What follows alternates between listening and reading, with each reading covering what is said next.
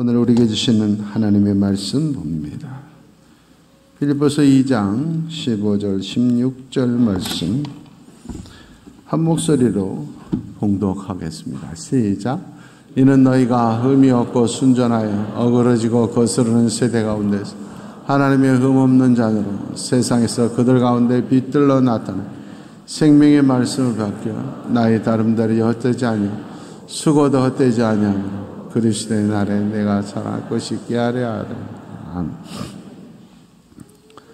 바울 사도는 로마서의 마지막 16장에 자기의 목회 인생에서 가장 고마웠던 귀한 성도들 이름을 일일이 다 언급하고 있습니다. 오늘 말씀도 빌립보 성도들에게 내가 하나님 앞에 섰을 때 너희가 자랑스러운 성도들의 이름이 됐으면 좋겠다, 이렇게 말하고 있습니다. 목회자가 목회를 끝냈을 때 정말 잊을 수 없는 사람, 고마운 사람, 그런 이름들이 되기를 바랍니다. 더 중요한 건 하나님 앞에 섰을 때 정말 자랑스러운 성도들의 이름이 되시기를 축원합니다. 오늘 바울 사도는 빌립보 성도들에게 자랑스러운 성도는 어떤 성도냐, 두 가지를 말하고 있습니다. 첫째가 너희가 흠이 없고 순전한 성도가 되었으면 좋겠다. 그래야 내 목회가 헛되지 않고 하나님 앞에서 너희를 자랑할 수 있겠다. 흠이 없고 순전한 성도였으면 좋겠다. 그 말은 죄 안 짓는 성도였으면 좋겠다, 그런 뜻이 아닙니다. 사람은 죄에 대해서는 흠이 없고 순전한 사람이 없습니다. 다 죄인입니다. 여기서 성도들이 흠이 없고 순전한 성도가 자랑스러운 성도다 하는 말은 뭐냐? 하나님 앞에 번제물로, 하나님 앞에 제물로 드릴 수 있는 그런 성도였으면 좋겠다, 그런 말입니다. 성도는 제물이 되는 겁니다. 제물은 보면 흠이 없어야 돼요. 있는 중에 가장 상태가 좋고 깨끗한 그런 것들이 제물. 소리 좀 줄여, 너무 울려요. 온전하고 깨끗해야 제물이 되는 거예요. 우리가 세상에서 제사를 지낼 때도 뭐 흠이 있고 못생기고 반품되고 그런 걸 제사상에 올리지 않잖아요. 제일 좋은 걸 올린단 말이에요. 그러니까 너희들이 하나님 앞에 당당하게 하나님, 이 성도는 마땅히 하나님이 기뻐 받으실 만한 성도입니다, 이렇게 자랑스럽게 내놓을 만한 제물이 되라 하는 거예요. 레위기 22장 18절에서 22절에 보면 하나님 앞에 제물이 되는 것은 흠 없는 것이 되어야 된다. 그래서 하나님이 기쁘게 받으실 자격 조건을 갖춰야 된다 하는 거죠. 그러니까 제물은 하나님이 기쁘게 받으시는 것들이 제물이 되는 거예요. 여러분의 이름을 생각하시고 여러분 자신을 돌이켜 봤을 때 내가 여천 교회를 대신해서 제물로 드렸을 때 하나님이 맞아, 합격, 너는 흠이 없다, 너는 충분히 제물로서 자격을 갖췄다, 하나님이 기쁘시게 받을 만한 이름인가, 오늘 한번 돌이켜 보시기를 원해요. 로마서 12장 1절에 보면 하나님 앞에 예배 드리는 건 그냥 몸만 왔다 가면 안 된다. 몸으로 드리는 예배로 끝나면 안 돼요. 영적 예배가 돼야 된다. 영적 예배는 우리가 거룩한 산 제물이 돼야 된다. 쉽게 설명하면 교회에 자꾸, 여천교회에 자꾸 한 번씩 더 나올 때마다 내가 하나님 앞에 온전한 거룩한 산 제물로 만들어져 가야 된다 하는 거예요. 처음에는 부족한 점이 있었더라도 흠없고 순전하게 제물다운 제물로 만들어 가야 되는 거예요. 그러면 제물다운 제물, 하나님이 기쁘시게 받으시는 제물은 뭐냐? 제물은 중요한 특징이 하나 있어요. 뭐냐? 죽어야 된다는 거예요. 제물이 제단에 벌렸는데 벌쩍벌쩍 뛰어서 살아있으면 안 돼요. 하나님이 제물을 받을 때 양이든 소든 비둘기든 반드시 죽여서 제물로 받죠. 교회 다닐수록 하나님이 기뻐하시는 자랑스러운 성도, 재물이 된다. 그 말은 교회 다닐수록 자꾸 죽어져 가야 돼요. 그래서 종례에는 내가 죽고 예수의 이름만, 성령의 역사만 살아나는 사람, 이게 완전한 거죠. 그날을 위해서 죽는 날까지 만들어가는 거예요. 교회 다니고 오래 세월이 지났는데도 내가 아직 자존심이, 체면이, 성질이, 내 욕심이 아주 그냥 시퍼렇게 살아있다. 그 말은 아직 자랑스러운 성도, 재물이 못 됐다. 하나님이 합격이다, 기쁘다, 안 된다는 거죠. 교회 다닐수록 내가 자꾸 하나님 앞에 덕되지 못한 것이 죽어가야 된다 하는 거죠. 내 생각이나 내 유익, 내 기쁨이 앞서는 것이 아니라 그런 것들은 다 죽어지고 하나님의 기쁨, 하나님의 생각, 또 교회에 유익한 것을 위해서 기꺼이 나를 희생시킬 수 있는 것, 이것이 순전한 재물이다 하는 거죠. 교회 안 다니면 괜찮아요. 아실 것 없죠. 근데 교회 다녔는데도 불구하고 교회 안에 구원받지 못한 성도들, 가장 불쌍한 성도들이 있다. 두 유형이다 말아요. 첫 번째는 뭐냐? 자기를 부인하지 않는 성도. 누구든지 나를 따라오려거든 자기를 부인하고 내가 없어야 돼. 내 생각이 없어야 돼. 아유, 회장님 뜻대로 하십시오. 이게 좋은 회원입니다. 목사님 뜻대로 하십시오. 궁극적으로는 하나님 뜻대로 하십시오. 하나님이 원하신 게 뭘까? 이게 자기 부인. 그 다음에 사명, 십자가를 지고 사명 감당. 그래야 되는데 교회 안에 있으면서도 자기를 부인하잖아. 내가 속한 부서의 장이 뭐 하자는데 자기 생각만 주장하고 자기 부인이 없는 거예요. 내가 죽어지지 아니하면 그 모임이 살아나질 않아요. 내가 죽어지지 않으면 그곳에 살아계신 성령님의 역사가 살아나질 않아요. 내가 죽어야 하나님의 역사가 살아나는 거예요. 내가 죽어야 예수의 이름이 부활하는 거예요. 그게 자기 부인이에요. 교회 다닐수록 신앙생활 횟수가 많아질수록 내가 자꾸 죽어가야 돼. 자기 부인이에요. 그래야 하나님의 역사가 자꾸 살아나고 내가 재물값을 하는 거예요. 재물을 열심히 드렸는데도 제사가 효험이 없어. 재물이 잘못됐던 거예요. 제사가 잘못됐다. 두 번째는 뭐냐? 십자가 없이 하나님 보좌만 원하는 거예요. 가시관 없이 면류관만 원하는 거예요. 여러분, 세상 모든 건 저절로 되는 건 없어요. 반드시 눈물과 피 흘림, 땀, 고통의 시간을 이겨낼 때 열매가 맺는 거예요. 흔들리지 않고 피는 꽃은 없어요. 아침에 일어났더니 우연히 영어 사전이 머릿속에 들어가 있더라. 그런 건 없어요. 죽을 고생을 하면서 애워요. 아주 고생을 하면서 애워야지 되는 거잖아요.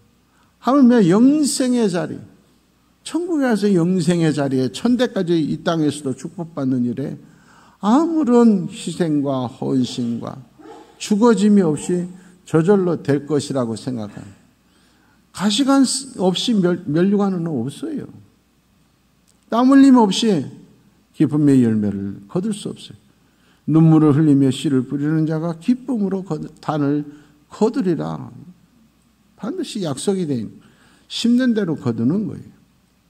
그렇다면 하나님 앞에 우리 자신을 자꾸 죽어가는 훈련을 해야 돼요. 재물이 되는 훈련하는데 그중에서 구체적으로 몇 가지를 바울 사도는 말하는 겁니다. 다른 사람들에게 책 잡히는 그런 행동들을 하지 마라. 재물들은 뭘까요? 로마서 13장 12절 14절에 몇 가지를 말합니다. 빛의 갑옷을 입은 재물된 성도들은 첫 번째가 방탕하거나 술 취하면 안 된다.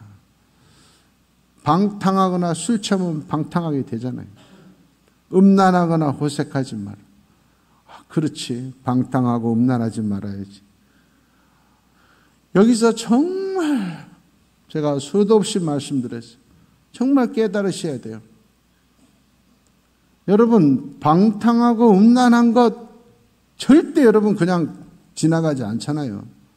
여러분 남편이, 아내가, 같은 교사가 같은 부서 회원이 방탕하고 음란하면 가만 그냥 지나가겠어요? 근데 똑같은 죄가 뭐냐? 다투거나 시기하는 거단 말이에요. 똑같은 죄라니까. 그런데 우리는 방탕하고 음란하면 절대 참을 수 없으면서 다투거나 시기하는 건 그냥 넘어가요. 하나님 앞에서는 똑같은 죄인데 자꾸 다툼을 일으키고 남 잘 되는 거 시기하고 뒤에서 딴소리하고 이런 거 죄로 생각하잖아요. 똑같은 음란죄, 방탕한 죄가 똑같다는 거예요. 그리고 나서 예수로 옷 입어. 육신의 정욕을 위해서 일을 하지 마라. 그래야 책 잡히는 성도가 안 된다. 흠없고 온전한 순전한 제물이 된다. 예수로 옷을 입지 않은 성도가 너무 많은 거예요. 성도는 예수로 옷 입어야 돼요. 근데 예수로 옷 입지 않아요. 여러분 가운데서 나는 샤워하고 나서 거울 앞에 딱 섰는데 내가 내 몸을 봐도 예술이다. 이건 정말로 옷 입기 아깝다. 그래서 밖에 나가보세요. 사람들이 이야 작품이다 그런 사람 한 명도 없어요. 미쳤다. 조금 있으면 5분 안에 경찰 옵니다. 조롱거리 된다니까. 육신만 그런 거 아니라니까요. 영적으로도 똑같다니까. 예수의 옷을 입지 않고 예수 믿은 지 수십 년이 지나도 자신의 정욕, 내 욕심, 내 자존심, 내 체면, 내 성격, 내 옷만 입고 있어요. 내 옷만 입고 있어요. 예수 옷을 입어야 돼요. 그러니까는 자랑스러운 성도가 되는 것이 아니라 부끄러운 성도가 돼요.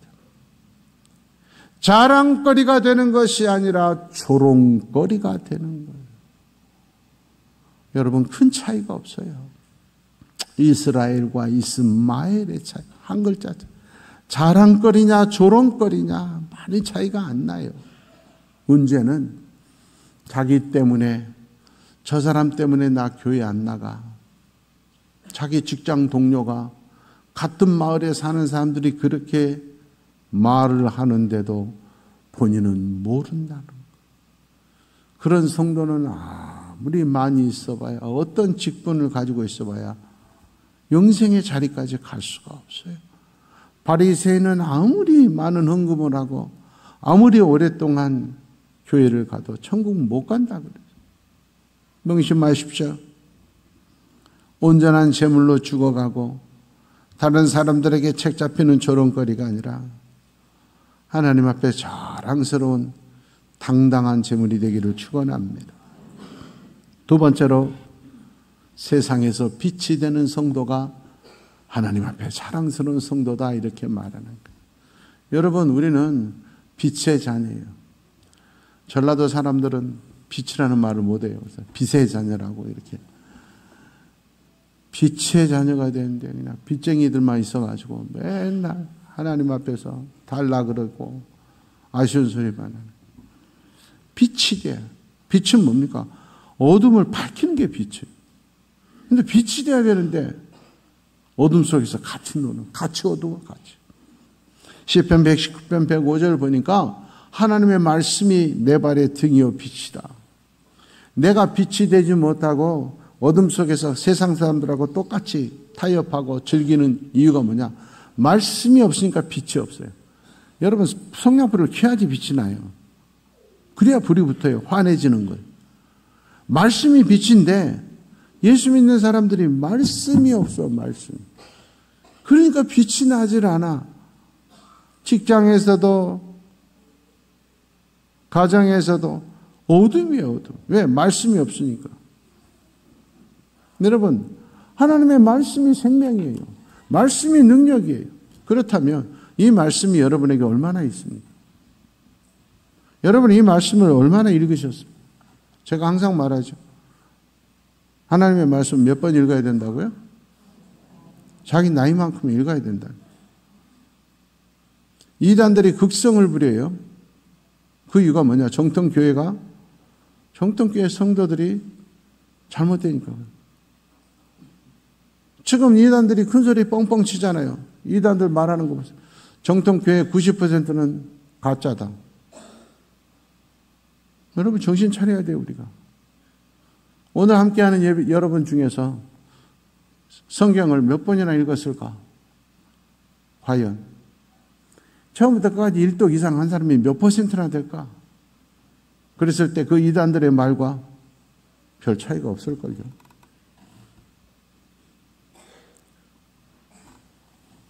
우리 교회에 91세 된 집사님 계세요.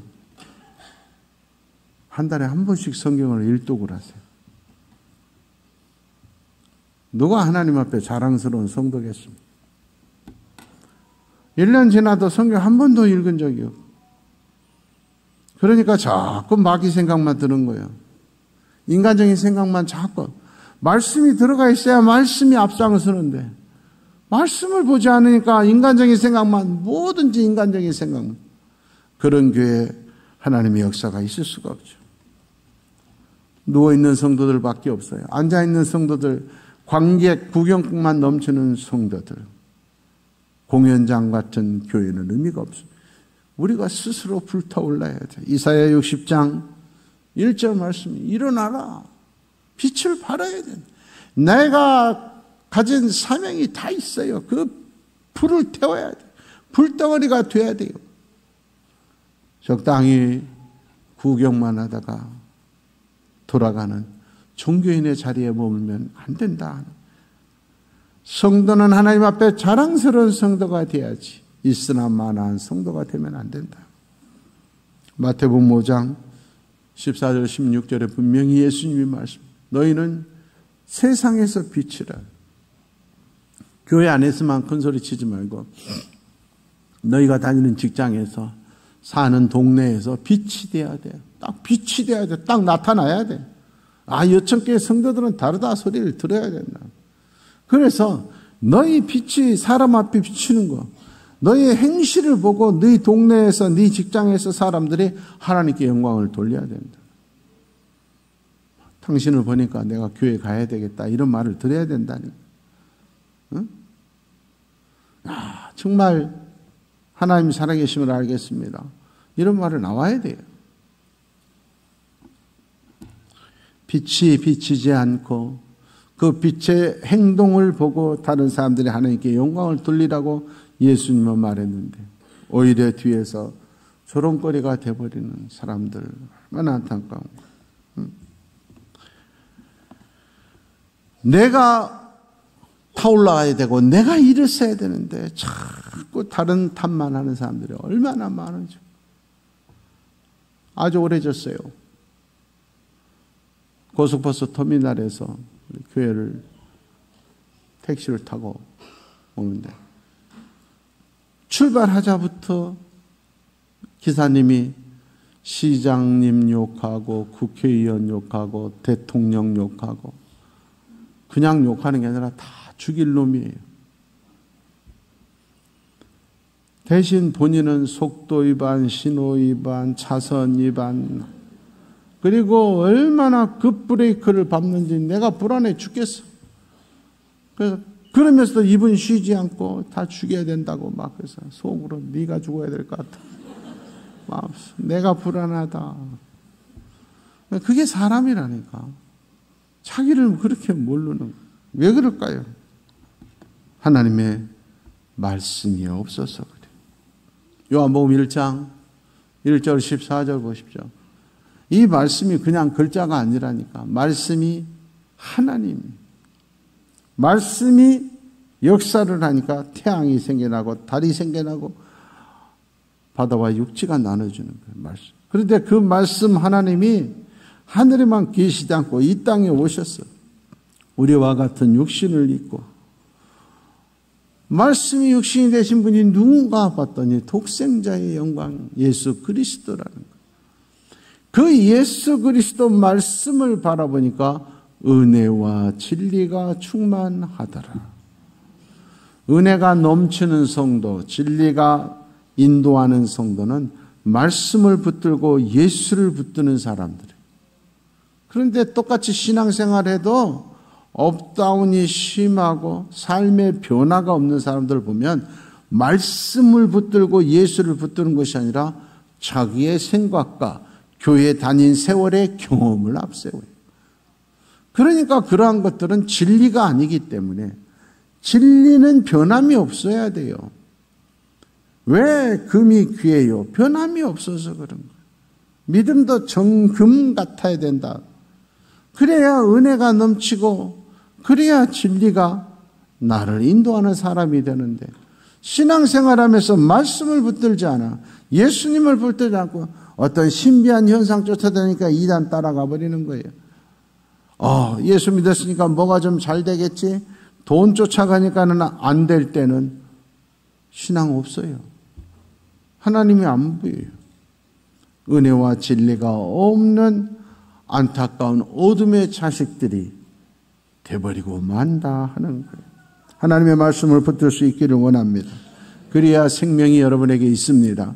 우리 안에 영생을 얻을 수가 있습니다. 요한복음 6장 35절 51절에도 보면 예수님이 생명의 떡입니다. 예수님을 믿어야 영원히 목마르지 않는 줄 믿습니다. 다른 걸 쫓아다니니까 목마른 거예요. 다른 것 쫓아다니니까 변덕이 심한 거예요. 예수님이 살아있는 떡입니다.